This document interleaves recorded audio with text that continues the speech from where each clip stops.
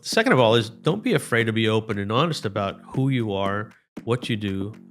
This is something that we talked about earlier is the biggest thing for me and the way I feel like I've connected with people is by letting people know that I'm a real person, that I'm not a business owner, I'm not a networking guru. I'm just a guy who's got a family, who's struggled through life, who's had, crazy things happen, whether it was trauma or just some fantastic spiritual awakening.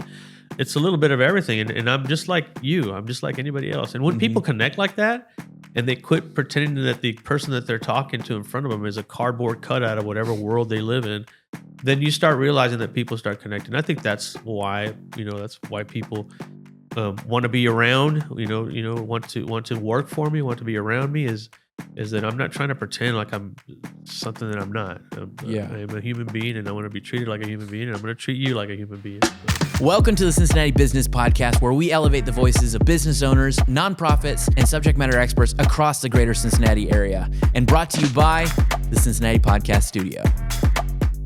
Hey everybody, welcome back to the Cincinnati Business Podcast. I'm your host, Brian Erickson, and I've got a fun guest for you today. His name is Carlos Sanchez with the Continental Roofing Company. Welcome, brother. Glad to have you here with me. Thank you, sir. I appreciate you. Yeah, I'm really appreciative that you came along here, because one of the things that is valuable to me is seeing someone like yourself who has worked really hard to build the organization that you have.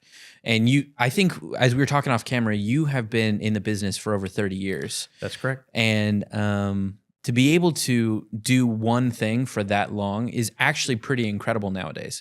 People hop around, do different jobs all over the place. What has kind of kept you in the world of roofing when you look kind of back over your history? If I can be honest, fear. Yeah? Yeah. Fear of change, fear of doing something that I wasn't used to doing. Once you get into that groove, especially in roofing where you're making great money, we were traveling a lot for many, many years. You get used to that lifestyle and where you do think, I wish I had a job that was more stable. I wish I had a job that was in one place for longer than 8 or 9 months. It really, you really get addicted to that lifestyle. So, not knowing, I never got my degree to become a forensic pathologist like I started off in life, believe it or not. But so it wasn't like I was going to have something to lean back on. It's that or try something that I wasn't used to doing. So that's why I kind of stuck with it. It was fear. Did you go to college? I went to a little bit of college. I went probably 3 or 4 semesters worth of school. Trying to do forensic pathology. That's correct, yeah. Wow. That would be an intense career. My goodness. I grew up watching Quincy M.E., which is an old crime show about a medical examiner. And it was so fascinating to me to see people pass away and him try to figure out why they died and this mystery that came along with it. So that's literally what I went to school, started to go to school for, was to become a forensic pathologist. I had to have a job, and that job kind of got me hooked on money, making money.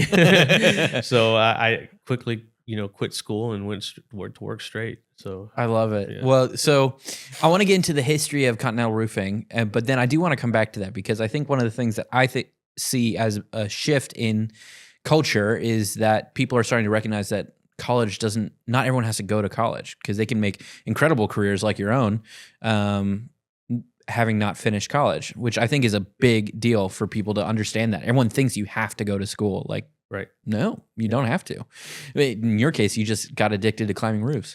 That's true. It is a rush. Yeah. So tell me, from when we were talking off camera, you were born in Southern California, moved to Texas, and you started doing some roofing stuff in Texas, correct? That's correct. Yep. I answered an ad in the paper. I was looking for a job, and there was an ad in the paper that my brother had found. It basically said roofing sales needed, no experience necessary. I got hired on right away and worked there for about 6 months before I got hired on by a major roofing company in Houston, one of the biggest roofing companies at that time in the U.S., and came into the office to become a production manager. And that's where it just started. That's awesome. And then your brother was up here in the Cincinnati area, correct? Correct. And he calls you and says, "Hey, I want to open a second location. Can you come up and check this out?" Tell me about that process a little bit. Sure. Yeah, he had moved up here. He'd gotten married and moved up here, and he'd been here for a few years, opened up a roofing company locally. Wanted to open up a second office. He called me. I was living in Texas at the time and says, "Hey, bro, come on up. See if you can help me find a second office. I need a second office up north. Cleveland, Sandusky, those areas had just been hit with hail, so that we thought that was a great place to start. I flew in, jumped in this pickup truck, and literally drove straight north, across the east, and didn't really see anything that kind of would motivate me to open up a second office. So I started driving back south. I got lost and went north on 75 as opposed to south, and ended up in Tip City. And when I made the exit to turn around and go back after I realized I'd gone the wrong way, I found a small office in the middle of nowhere, and said, "This looks like a great place." There's no other roofing companies anywhere near there. So I came back and told him about it, and he said, "Great, let's do it." So you guys, was that originally the Continental Roofing Company? No. Okay, so he was running his own business Correct. at the time. Yep. Okay, and so you help him set that up, and then from what I remember you saying is you then flew home, Yep. and then he said, "Hold on." What did he say to you? I got a phone call that night, and he says, "Hey, man, what do you think about coming out here and helping me run this thing?" Of course, I had a wife and a child at the time, or still do, but my daughter was young; she was 3 or 4 years old, and or maybe not even 2 yet. Now that I'm thinking about it, and talked to my wife about it, Bethany, and she says you can check it out. So literally, I was commuting for 3 or 4 weeks. I'd be there or here, and then I'd fly home for a long weekend, and we did that for a while. And then I can vividly remember wow, flashback. I can vividly remember the day that they were dropping me off at the airport. Wow. And my daughter starts crying. She says, "No, Daddy, don't." She didn't want me to leave. I cried all the way to the terminal. I didn't care. Wow. That was a major flashback. Whoa. So at that point, I realized I can't do this anymore. I told my brother, I said, I can't keep doing this. So he called my wife and talked her into, thinking about moving out here. And of course she was against it. She's a total Texas girl. That's a culture. It's not, you're not just a state. That's just a whole nother world to some people. So we decided, let's just keep doing this where I'm traveling back and forth for a little while. Let's see if I can find a place. I found that old farmhouse that somebody had started working on and abandoned it, found the owner, bought it, and renovated it and moved in. And we've been here ever since. When was that? 2009, 10, right in there. Okay, 2009, 10. Okay, so interesting. So you move up here right on the heels of 2008, the recession, all that sort of stuff. Yeah. So that's actually, it's interesting to see a lot of the organizations we've been talking with on this show have seen a lot of growth on the other side of 2008. And so I'm curious then, so you come here to Cincinnati, and are you still commuting then up to Tip City from Cincinnati, or what ended up happening with that? No, we moved the offices together. We merged them so that we were running everything out of the Blue Ash office. So, and I was there with him for another 2 years maybe before I left to start Continental. Okay, so here your brother has a roofing company, and then now you're going off to start your own. What was that relationship dynamic like to start your own? Oh man, it was drama. It was rough because I left upset about things of how they were being run. And without going into too much detail, there a lot of promises were made that weren't kept, and so I decided at that point that there's no reason for me to keep doing what I'm doing. I'm running the place basically. There's no reason I can do this anywhere. I don't need the umbrella of this company to do so. So I left, and it was tough. I didn't speak to my brother for 2 years. Literally, did not speak for 2 years, and then we reconnected. Became friends again. Where even when we were working together, we weren't really friends. He was a boss, and I was his employee, and that's how I was treated. So. We reconnected. We started hanging out and talking about business, and in the way that friends talk about businesses, coming together, asking each other questions. What do you do about this? How do you handle this? It was incredible. It was incredible. So, yeah. So, jumping ahead a little bit, how does he feel now with you having your big company as it is? And is he still running his? He passed away of a heart attack. About a year after he and I connected. So about 3 years after the split, 3 or 4 years, he died of a massive heart attack. Hmm. Yeah, it was rough. It's pretty amazing that you guys were able to reconnect in Yep. time then. That's how God works. It is how God works. Hmm. Wow. So you go through this period of 2 years where you're developing your own book of business. You're not able to speak. You're not speaking with your brother at the time. So was this Continental Roofing when Yes. you started that? Yeah, Continental Roof Company was the company, Continental Construction and Consulting. So Mhm. we do basement build outs, anything construction we can do. But the roofing was the bread and butter. It's something that we did every day. A Mhm. bathroom build out, a basement build out or a bathroom remodel was kind of a random thing. We never advertised it, but people knew we did it. So referrals were the only people we would take. And it just became a lot of hassle, honestly. The DIY shows, the flipper shows, people were expecting these incredible renovations to be done in 2 or 3 weeks. Like, there's no way. That's a 6 month project, easy. Yeah. So just because the TV does it in 30 minutes doesn't mean it's real. I actually worked on TV shows for about almost a year, 8 or 9 months. Mm. So Mm. yeah, it was. It became more and more that we were just concentrating on roofing. So we decided to name, not rename, but start the DBA of Continental Roof Company. I wanted to name it Roof Company, not Roofing, because I wanted it to have that feel of the old school companies that you used to see in I the like that. 1900s. So Yeah. the Continental Roof Company was born, and we've been at it ever since. For several years, we were the largest new construction roofing company in all of the Cincinnati area. Wow. Blessed to have been placed in the fastest growing area in all of Ohio, the Westchester Liberty Township. Yeah. So we did all of Miranda Homes, all of Potter Hill Homes when they were around. Many, probably 7 or 8 custom home builders. We were doing 500 or 600 new construction houses alone per year for a while there. But Wow. it's tough. It's very low margins and a very, very tight work schedule, and it just became too stressful. I just backed out of it. Hmm. So the stressfulness of doing all the extra pieces, not just roofing, or what became so stressful for The you? slow money. Yeah. Okay. Builders pay on a 30, 45, 60 day. That's really long. It's especially because your roofers get paid every week. So Yeah. yeah, Yeah. it just became too much for me. Too stressful. Just Yeah. flat out too stressful. So then what did you decide to do next then? I just pulled out of new construction. We were still doing re-roofing, Yeah. residential re-roofing. We were still doing that. Multifamily, small commercial projects. We've Mhm. got a project right here happening on Main Street, starting here in the next couple of days, right on Main Street. Love it. s- It's right down the 5 street from us. 5 stories of scaffolding. It's beautiful. So, doing things that still kept paying the bills and helping us grow. So, it's been nice. Yeah.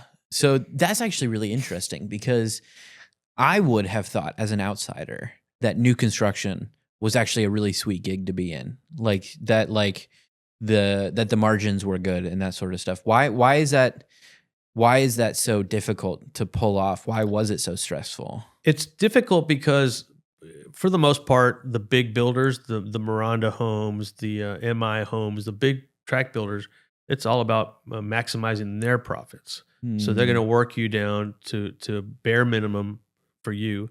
The problem is that's okay if you're doing volume. If you're getting paid on a weekly basis or even bi-weekly basis, they don't pay you for 35, 45 days flat. So And you had to front all the costs for the absolutely materials. No, and not materials. Most of it's just okay. labor, but I'm It's still just having labor. to pay my labor. I'm Oh, still yeah. having to pay for my labor. So, several tens of thousands of dollars a week go out when you're not getting anything. You're not getting anything for another 30 days, 45 days. Yeah. So, and that overlaps. You've got that overlap. Your invoices get turned in by a certain date, and you've got to wait for that next 25th of the month to come before you. So sometimes there's a 2-month overlap, easy 60 days. Oh my gosh. And it's just, it was just tough. Yeah. That's a lot of money to be putting out there and not getting any return on it. So yeah, there's a local company, I'm not going to name names here in Cincinnati, but that has 180-day payment terms.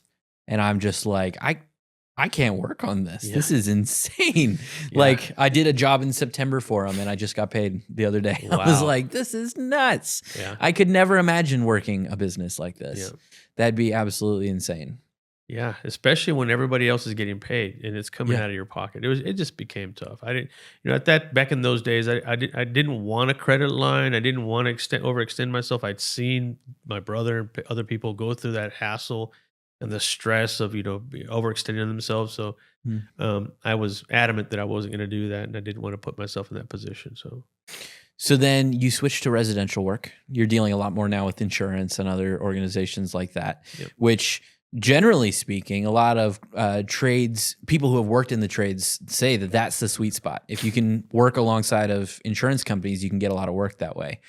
But what did your trajectory look like after you said, okay, no, we're not going to do new construction anymore. Now just residential, re-roofing, that sort of stuff. And commercial. Sure. I mean, it stays the same. You just shift you concentrate on those things. You concentrate on. I was an adjuster, licensed adjuster for a couple of years back in the late '90s. So I walked in that world, so I know how to speak. And that's one of our biggest referral partners. I'm part of a networking group, BNI, Business Network International. Yeah. We're connected with tons of real estate agents and insurance agents who have become our top referral partners.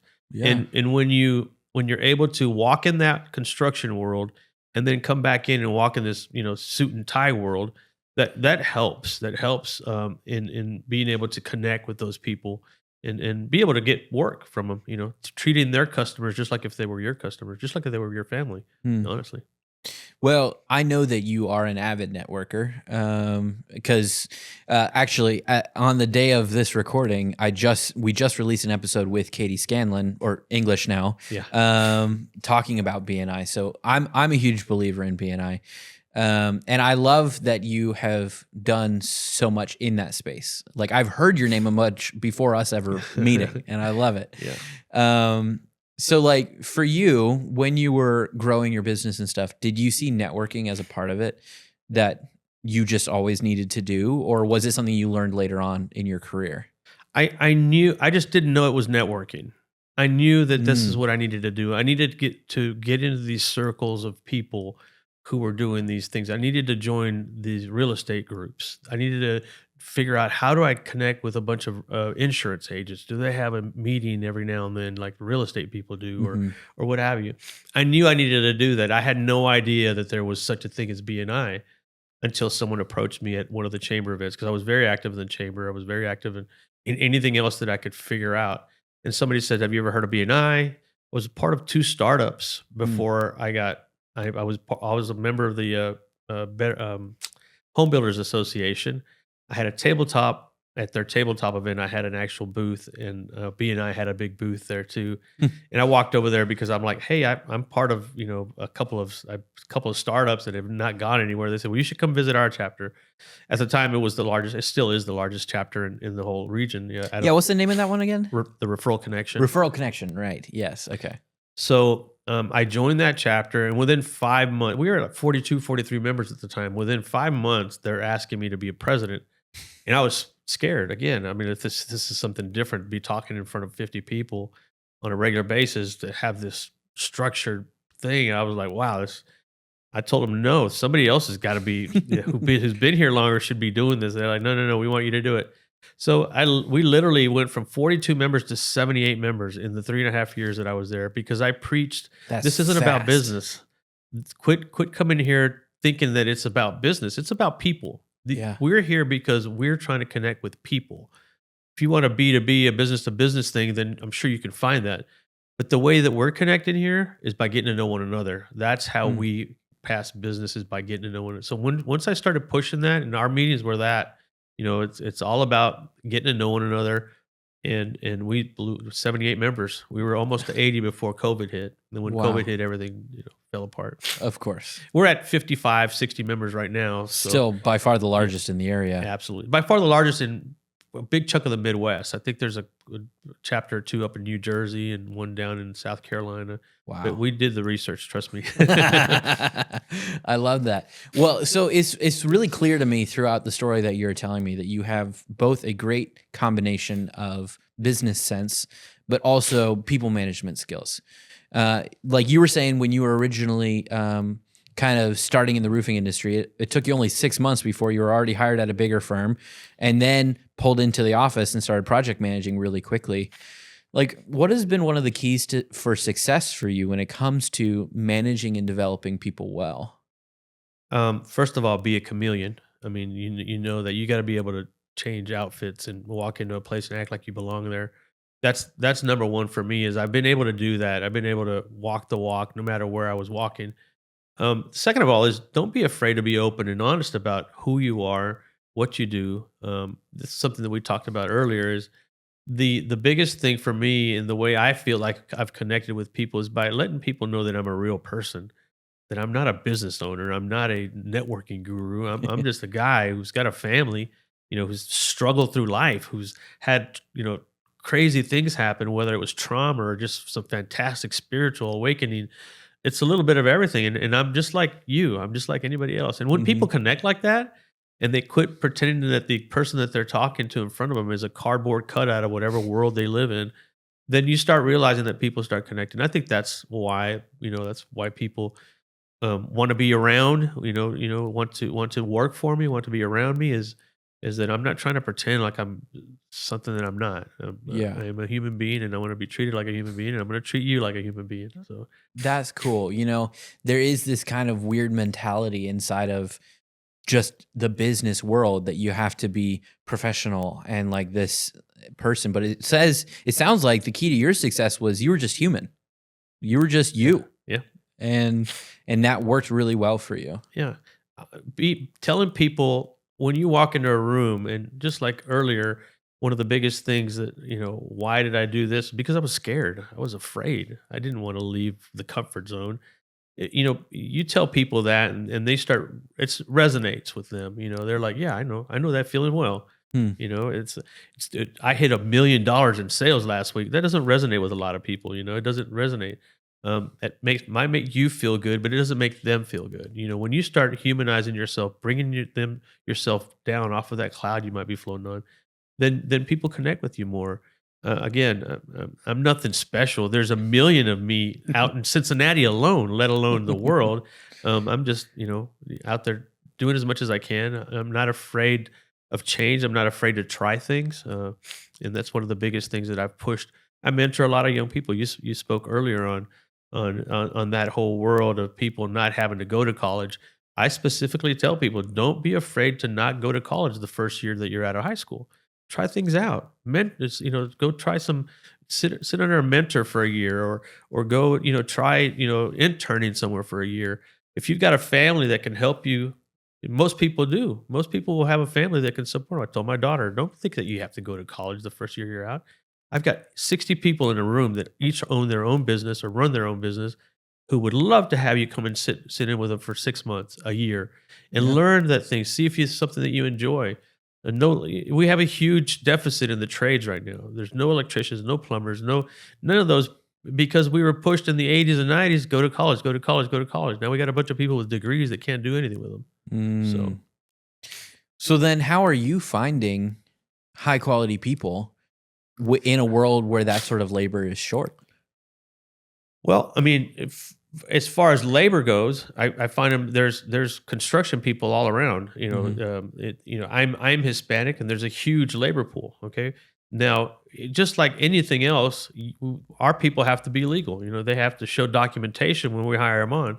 So, however that space works out for them, that's great. We don't have any problems finding them because I speak Spanish, because Mm. I walk in those circles, the Hispanic Chamber. There's a couple of Facebook pages that are strictly Hispanic, Mm. and because I speak Spanish, I articulate in that language. I can people love to be around people of their own kind, especially if you're working. So that's never been a problem for us. What has been a problem is finding good salespeople. That has been a Mm. problem. I've been so fortunate, lucky, blessed to found two guys that are men of faith, young men, which is crazy because, we're in that world right now where you can go get two or three, faceless Instagram pages and make money somehow like that. I've seen those ads all over the place, but it's finding them has been hard because I will not hire an old skilled roofing salesman because of the mentality that they have. We are not, as you see from our Facebook page, we are not based on money. We're based on faith. We're based on human beings. Money is the byproduct, just like networking. I don't get into networking to make money. I go into network to meet people who can help me make money.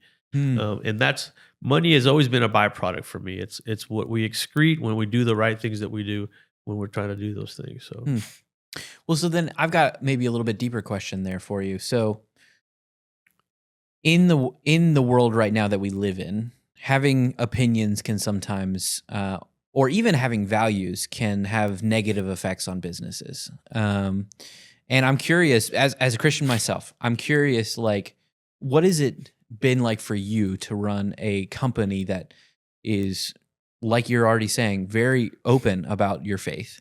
And have you seen it influence the way that anyone has like viewed you as they're like looking for a roofer or something like that?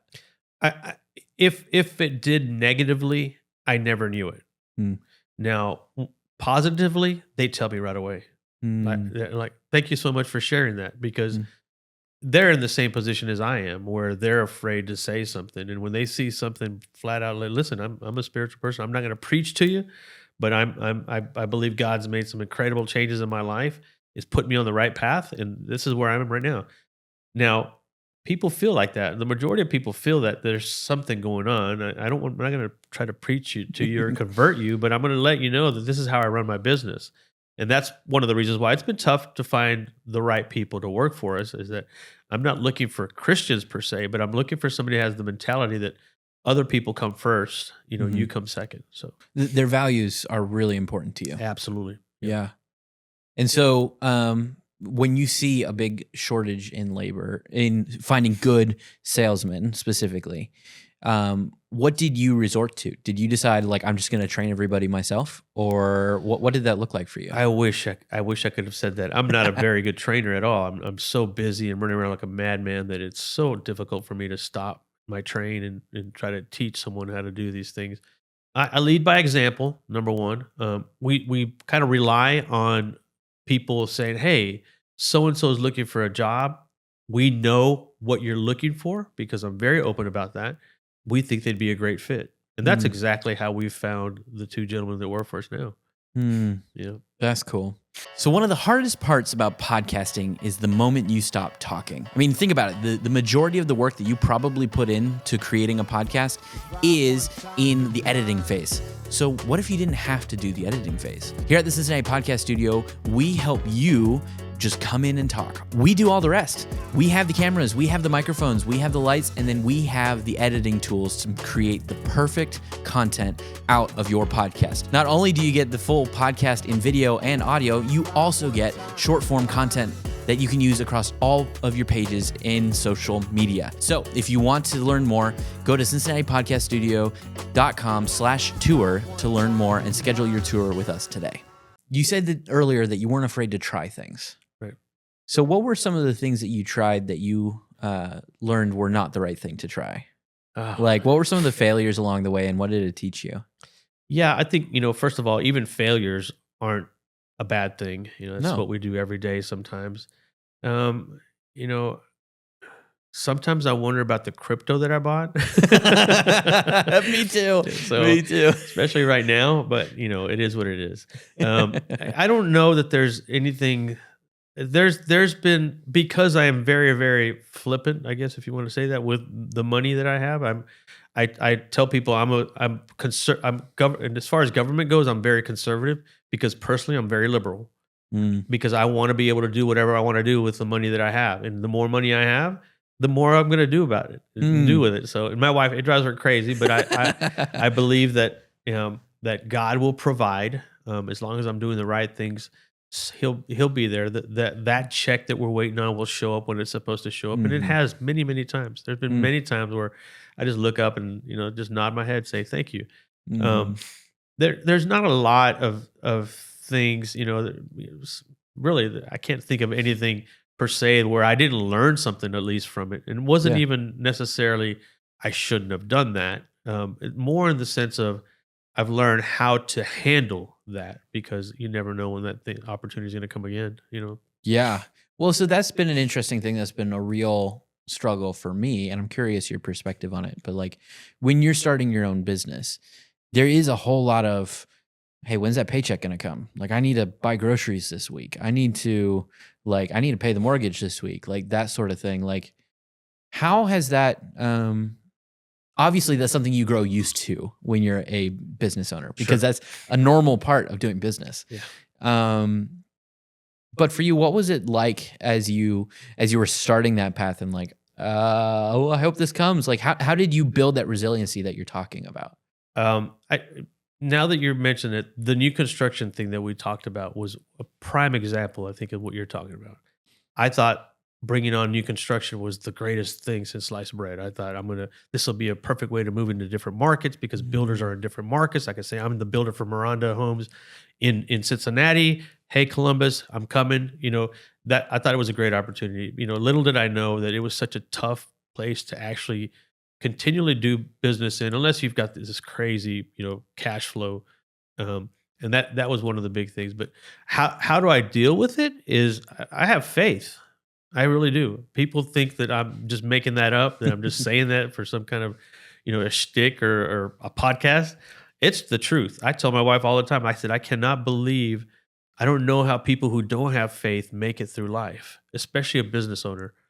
Yeah, especially a Yeah. business owner. I have faith that if I'm doing all the right things on the outside, if I'm treating people right, if I'm taking care of my business, if I'm doing the right things, everything's going to be fine. And Hmm. even if it isn't, even if I don't make that mortgage payment and it's a few days late, it's just a few days late. And that's Yeah. one of the big things that I mentor young people on because it is I tell them that life is the timeline. Each little tiny sliver on that timeline is a moment in your life, a day or a week or a month or an hour or whatever. And in that one little tiny line, something major has happened. And now you think it's the end of the world, but you still have the whole rest of your life to fix that, to Hmm. deal with it.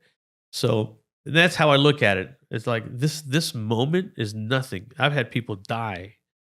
I've been in major accidents. I've had some crazy things. I've rappelled off a freaking building here for the Aubrey Rose Foundation, 300 feet. That was crazy. And I made it. I lived. So there's a lot of things that will supersede that feeling of, man, how am I going to make this next check? Hmm. And some of that is, you're right, living through life a little bit, or some people who've lived through a short period of life but have had major trauma or catastrophe or some tragedy happened. That's how you realize it is when some really bad things happen. You compare the two. The late check is nothing compared to what you've just been through. So that's how I deal with it. That's great. And I would totally agree. I think I probably drive my wife crazy because I'm kind of like, yeah, God's going to provide and we're going to be okay. And she's like, well, why don't you do something about it? I'm like, he's got it covered. Yeah. Like, and so she's a lot more the type A in that way than I am. And so I apologize, Heidi. I'm sorry. I know that I drive you nuts Her, sometimes. her and Bethany would get along really well. I think so. Yeah. I think so. And this is what it doesn't drive me crazy, but what I remind her of that I am still working my butt off. Oh, Just yeah. because I say God's got this and whatever happens in the end, He will take care of it, Mhm. doesn't mean I'm not working my butt off to make it happen. I'm still doing the right things. I'm still pulling the right levers. I'm still doing whatever I got to do. Here we are. Yeah, You're exactly. doing what you need to do to make things happen. So, and that's why I meant by as long as you're doing the right things. As long as Yeah. you're not sitting around the couch watching TV, you're out there hustling, you're out there working. Then I think you're going to be fine. Everything's going to be fine. That's what leads that train that you're driving, is that Yeah. motivation. So Yeah. And I think it's we were talking, I believe Luke Schroeder from Starting Straight Gyms. yeah, He was on the show recently and he was talking about one of the one of the closest things to a purpose in life is something that you get to do, and you get to um, go to work every day and feel like you're enjoying what you get to do. And I think that's one of the big keys that I've noticed about work in general in the world right now, is that a lot of people don't enjoy what they're doing. And Yeah. so it just adds to the mountains of stress that are in their lives. I'm stressed doing the thing I love, which is fun. I can deal with that stress. Yeah. Being stressed about things that I don't enjoy, that's got to be just driving people crazy. So you and I are some of the lucky few that get to be paid to do what we love. And it took me half of my career at least to finally like what I do for a living. I hated it for many years. Really? Oh yeah, it's a very very roller coaster of a ride. It's cyclical. It was very, and when you're young, you think I'm flipping now with my money. Back in those days, I was super, you're young and single, and you've got all this money, and so it was rough. It was rough dealing with that. It was rough dealing with the egos. The roofing industry, that's why I don't like going to roofing events, because the egos that some of these guys have, and I don't know if it's like that in all the industries or fields, but for some reason I feel like in the roofing industry, these guys think they're God's gift to the world just because they're running a successful roofing company. And I'm like, people do this all the time. They don't brag about it. So that was rough for me. It took me a while, and that was a God thing where I thought, why am I doing this? And then I started, I think it was mentoring a young individual who didn't know what he was going to do in life. He's a young college student, and figuring out, he started picking my brain about these things. And I'm like, I started helping him, and he enjoyed it, and he appreciated it. And he goes on to do his thing, and he's very successful right now.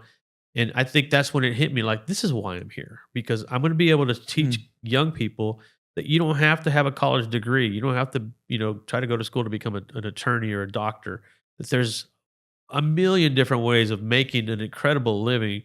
Enjoy what you're doing. If you like the outside, there's nothing like the roofing business. I mean, being outside in the middle of spring, the weather the way it is right now, up on a roof in Liberty Township, up on top of the hill, overlooking all of the region. That's one of the craziest feelings. I get goosebumps right now thinking about it. So on a 70-degree day, that's not bad at all. Oh my gosh. It's a great feeling. It's a great job. And I started realizing how the crazy ways that God is providing me with what I have right now, and me thought I hated it, but just because I didn't embrace it. Now, would you say, you were talking about the ego that a lot of roofers have? Have you taken any concrete steps for your business to fight against that ego growing inside of your organization? I guess maybe just preaching, and again, by example, faith. That everyone else is more important than you are. You take care of yourself, of course. I'm not saying, let yourself go. Yeah. But, if there's an opportunity for you to reach out to someone, help someone, lift someone up, then do that. Because it'll fulfill you and make you feel better, and you'll start seeing what your purpose is in life. If it's not running a roofing company, or you start seeing all these things, it starts to open things up. So I think that. I love that. And I think it proves true in the work that you do, because even listed on your website are, I believe, 2 charitable organizations that you guys actively support. Could you remind me what those are? The Dragonfly Foundation, number one. I sat on the board for 4 years. It's something that's dear to my heart. It's having kids and seeing families that are struggling with children that have cancer. It's just a tough thing to do. So, there's several charities that we support. I don't remember what's on the website, but Mentoring Partners is an at-risk youth program that one of my friends, Matthew, runs. Obviously the Dragonfly Foundation, Aubrey Rose Foundation, which I, repelled, Lakota, Reach Out Lakota. There's, Best Buddies. There's all kinds. We also did we do a free roof program with Butler County's Board of Developmental Disabilities. There's a ton of different things that we do, a little here, a little there, whenever we can. So I love that. Whenever they reach out, we're like, okay, yeah, we can do that. So one of the things that I think you said that was interesting before we got on the camera was you talked a little bit about when you're working with your sales guys and they're going home to home, they're knocking on doors, that sort of thing. One of the things that they leverage is we are locals. Like I grew up just down the way. I lived the county over from you guys, like trying to make yourself more human, more relatable, more connectable with your with the customers that you Right. might be dealing with. Now, from a purely business perspective, that actually sounds like a really good marketing tactic. Was that something that you found that people have responded really well to, is kind of this friendly neighborhood Continental Roofing Company kind of vibe? Yeah, I think we became that, and then we started telling people about it. Mm. We, for one of the main reasons why I left the roofing company that I was with my brother was because I wanted to do outreach things, and he never did. Mm. Immediately we started the free roof program with Butler County's Board of Developmental Disabilities. We've done free turkeys to all of the Westchester Police Department. 2 years ago, we did $50 gift cards to all of Westchester PD, all of Westchester Fire and EMS, and then all of their admin. And we leverage our position where we're at and our connections, the BNI connections, the restaurant connections. Yeah. And we go out and say, hey, we're going to do this. Would you like to, can you give me a deal on some gift cards? And, we get small discounts on the gift cards, but we bought 252 gift cards. So it was a big change, Yeah. For the Dragonfly Foundation. We took over their Christmas gift list. So there's 300 something people that we managed to get, again, tapped BNI, Yeah. send the list out. And before you know it, there's gifts being purchased, 3 truckloads of gifts being dropped off of the Dragonfly Foundation. So we started telling people about these things. We started telling people, this is what we do. Mm-hmm. By the way, do you know who the Dragonfly Foundation? Marty Brenneman shaved his head for this. Oh yeah, I know what you're talking about. I said, well, we do this. I sit on the board. We've done this. Butler County's Board of Developmental Disabilities. We have a free roof program for them. We started just telling people that this is what we do, so that they knew who we were. Yeah. When you start pulling these little random, things out of the air that that resonate with them, that they recognize, then they start saying, "Oh yeah, I know," and it makes them feel more comfortable about who you are. The roofing industry does not have a great name for itself anywhere, let alone here in Cincinnati. We've done many free roof projects for folks that got robbed of their money from a different roofing contractor. So we want to change that. And the only way we can do that is by showing people that there are people like us. We're not the only roofing company in Cincinnati that does this. I've got 2 or 3 friends that do the same thing. So let's just start telling people. I tell my guys, don't be the cardboard cutout of a vacuum cleaner salesman knocking door to door. Make yourself real. What's in their yard? What do they have a Buckeye flag hanging from their front door, or with bumper stickers say anything about kids soccer, things that you connect with. Make sure you let them know that that's a part of your life. So, and that's how they start connecting. And you buy from people who, this is a big Simon Sinek thing. They don't buy what you're selling; they buy, why you're selling it. And that's a big thing, is that letting people know why you're here. You're here because you're supporting a family. My family lives 3 doors down.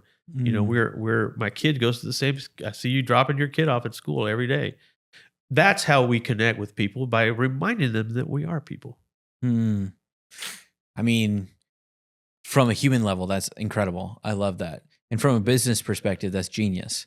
So I love the way that you've done all that, and I think that is crazy valuable. I was also thinking, when I looked at your website, one of the things that I loved about it is that you had all of your staff on there. Like all their photos, all their names, people knew who they were. Like you could look them up if you're like, who is this random guy that's at my door? Like it's right there.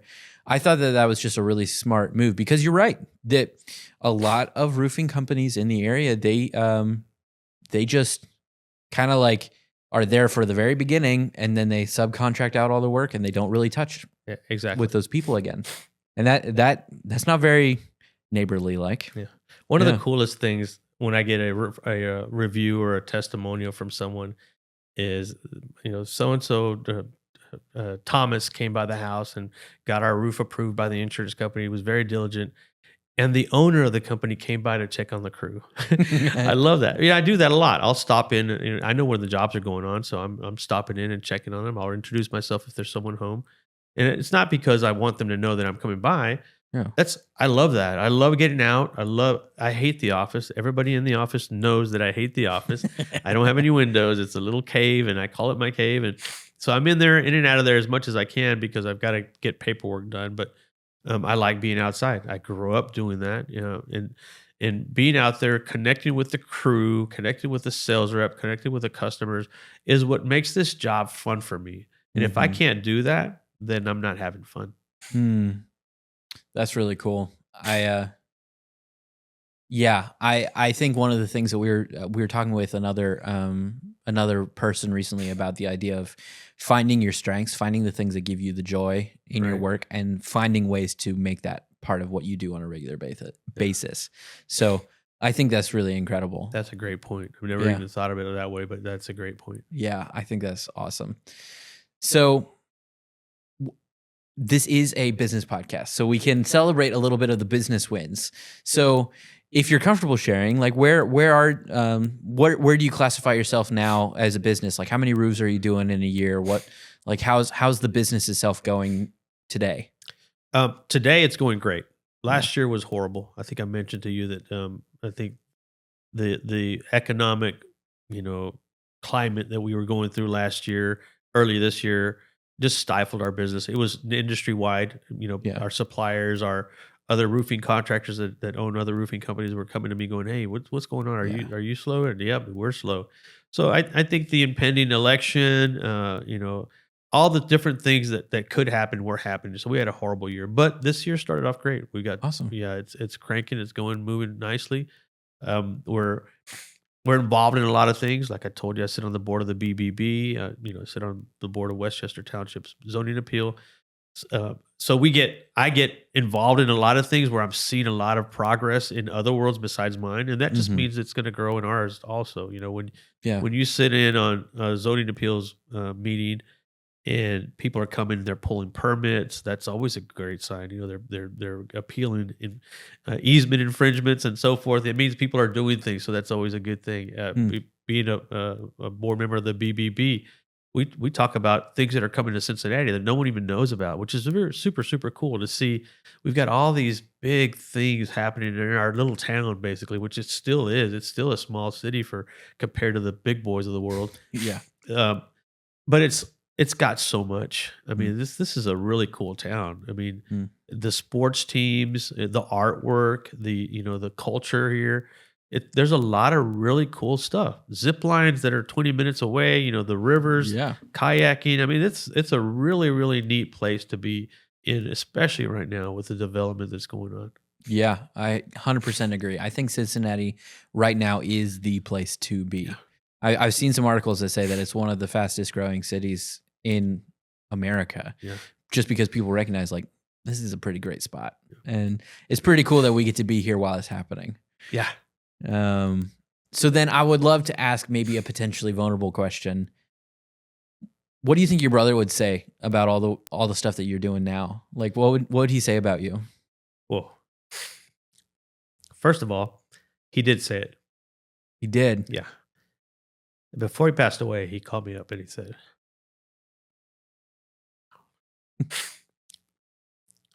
"I'm very proud of you." This is my younger brother, but he's always been the first at everything. He was a super overachiever, and he called me randomly one day, and I was in the middle of doing what I was doing, and I was involved with my church deep, uh, and and just called me up and said, "Just want you to know that I'm very proud of the man you become." Hmm. Hmm. I was offended first, but because for me, I'd been the same guy all along. I think he was just opening his eyes up to, you know, the world around him. Hmm. So, That's incredible that you were able to have that moment. yeah. Um, Yeah, we had a lot of them. A lot of before he passed away, we had some time together. mm, Vacations. We spent a weekend in New Orleans, our families. mm, We had a lot of catching up to do for the 2 years that we hadn't spoken. So, and it was very neat in that he was finally realizing that I was my own man. I was my own business person, and he was mhm, calling me for advice on how to handle situations. And it was nice that mm. it had finally happened because everyone else saw me for who I was, but it was my brother, so he didn't really see it. Oh, Yeah, we're going to his daughter's wedding at the end of the month, at the end of March. wow. Cancun. Oh, Yeah. destination wedding. Yeah. Amazing. Yeah. Wow. Well, I can't thank you enough. This has been an incredible interview. Thank you. I love everything about your story. And I think really the last thing that I was just wanting to touch on again, and we mentioned it for a second there, but like you have made an incredible career without a degree. And I think that's a big thing for people to recognize now, that like, if I had known where I am now, like I wouldn't have gotten the degree that I have. And my business partner doesn't have a degree. And I think we recognize that like there's a lot of amazing work out there that you can provide for a family really well. Absolutely. And it doesn't have to be through college. And I think you're a living testament to that. And I think you're doing a great job bringing up more people into that as you're trying to mentor and build other people and students as they go. I'm just so impressed. Oh, thanks, man. I'm impressed. I think the hardest part for kids nowadays isn't even that decision of whether I should go to college or not. It's really seeing how much you touched on it, how much there is out here. It's such a big spectrum of different opportunities that it's hard to pick one. It's Mhm. hard to figure out which one it is. And that's why I push people to don't pick anything. Go try things. Spend a Mhm. year interning to 2 or 3 months somewhere. See if you even like that thing that you want to do, and Mhm. spend some time with people who are in that world and pick their brain and sit down. I got tons of people that would love to have lunch with you. And I've connected young people with charities, with organizations. It's probably one of the best things about my job right now, about my life right now, Mhm. is being able to do that. Being able to have a young person, a girl in my daughter's soccer team. She's 15, she's years old. This young lady was a senior in high school, about to graduate, and she was looking. I picked her brain. I asked a big group of them, "What do you guys want to do after school?" And she says, "I want to be a part of women's health." I said, "We know Patty Brisbane with the Patty Brisbane Foundation, and we're very connected. Where my wife works for the financial firm that handled. We connected her with them, Mm. and just being able to do things like that is very cool. That's one of the other reasons why this networking thing, besides the work that we can get out of it, is that the connections you make is incredible. So Mm. that's the best part. Yeah. Katie and I, when we were talking in the other episode, laughing about it's the whole, I know a guy. Yeah. I know a guy. I can make that connection. It's fun to be that person. Yeah, absolutely. It's really fun to be Yeah, that person. absolutely. I love Katie. She's great. Very cool. Yeah. She's great. Yeah. And she stepped up in a big way Yeah. after her husband died. Yep, absolutely. Very impressed with Yeah. her. Yeah. Well, now is that time of the episode. The last thing that we ask of everybody is that camera right there is yours. Feel free to give a pitch as if no one else had heard what you just said, and let them know how they can get in contact with you. All right. Well, my name is Carlos Sanchez. I am the owner of Continental Construction and Consulting and the Continental Roof Company. I sit on the board of the BBB and the Westchester Township's Board of Zoning Appeals. And you can reach out, whether it's you've got a kid that needs some mentoring or you need a roof that needs to be repaired, at 513-847-4856, or our website at www.mycincy.roofer.com. I love it. Thank you so much. Seriously, Thank this has you, been man. amazing. I can't wait for everybody to hear more about your story, because seriously, Very cool. I'm just so impressed by you. Thank you. This is by far the best podcast that I've done, because I told you I've done several, and they're very short. It's a 15-30 minute max type thing, and we don't dive deep like we've done here. I love it. Yeah, I had no idea. Honestly, I couldn't even remember what this one was about. Yeah. I had to look it up on the invite, like what is this about? But Awesome. yeah, Well, I appreciate you. Thank you. yeah. Yeah. Thank you.